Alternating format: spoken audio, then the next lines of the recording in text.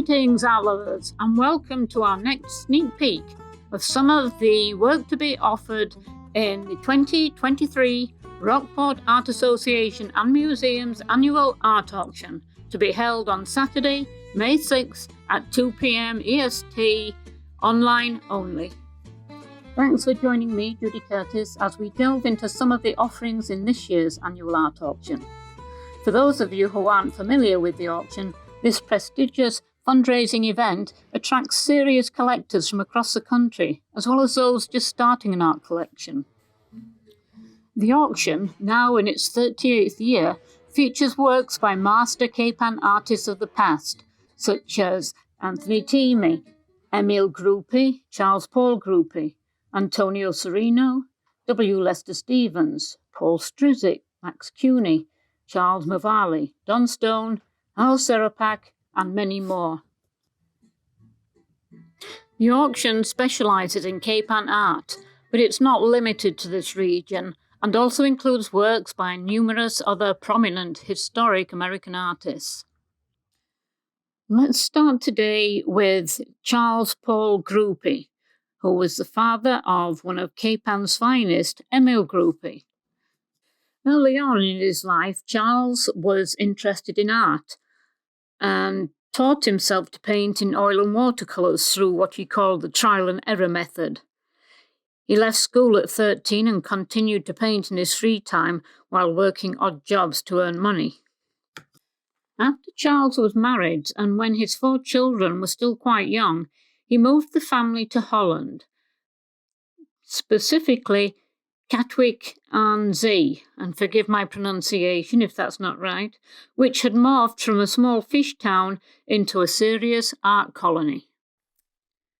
The family remained in Holland for several years up until World War I, and this is why I think Charles developed such a distinct European look to his paintings. Along the canal, oil on board 12 by 9 inches, we can see the narrow range of tones Charles uses, and yet each brushstroke and note contribute to the finished piece. And look how the sky remains a neutral colour to balance what looks like a working day at the canal. In this second Charles Gruppi, entitled The Windmill, oil on board 16.5 by 13.5 inches, we can see the same nuances of colour that will also be found in the Dutch masters. We can admire Charles's lost and found edges and the subtle value shifts to create distance by pushing the mill back and bringing the mill pond forward. His wonderful composition of rural countryside is reminiscent of John Constable. Now, let's contrast Charles's work with that of his son Emil. This is The Birches, oil on canvas, 30 by 25 inches.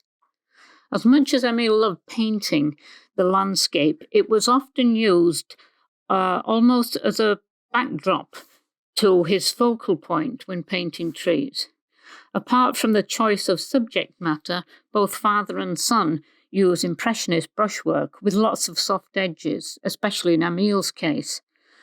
Also, compare Emil's higher chroma palette with the neutral tones of his father.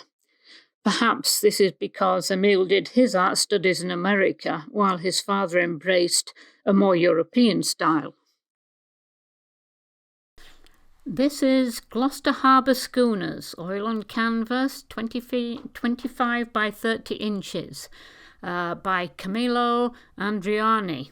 Now, I've scoured my art library and cannot find anything at all about this guy. He's a mystery artist, and yet there are numerous examples of his work online, all of apparently excellent quality.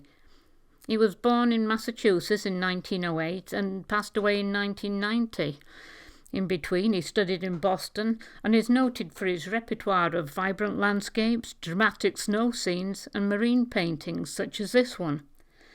The quality of the craftsmanship shows Andriani had a good background in oil painting and draftsmanship. He captures here the brightly coloured schooners beloved by artists everywhere, with just the right tone of negative space to bring the schooners forward and push the sky back to create atmosphere. Last but by no means least, we have Bernard Corey, Snowy Fields, oil on canvas, 12 by 18 inches.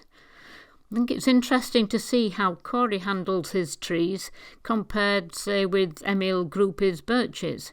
Corey is all about the soft edges. In this case, I imagine it was pretty cold working outdoors on location, and in that kind of temperature you don't usually dawdle. This looks to me like an alla prima effect, where Corey has worked all over the canvas to get a clear effect of light and shadow all in one go. Something he excelled at, because before he retired he had to wait until he got out of work late afternoon before he could even think of going out painting, especially when the nights were drawing in. So he had a lot of practice at having to paint very quickly. This is a classic Bernard Corey and beautifully executed. Well, in the immortal words of Bugs Bunny, that's all, folks. We've come to the end of our sneak peek number 3. We still have one to go, so I hope you'll join me next week. In the meantime, don't forget to save the date, Saturday, May 6th, 2023. 2 p.m. EST, live online only. And don't forget to register online so you can bid on one or two of these prestigious American artists.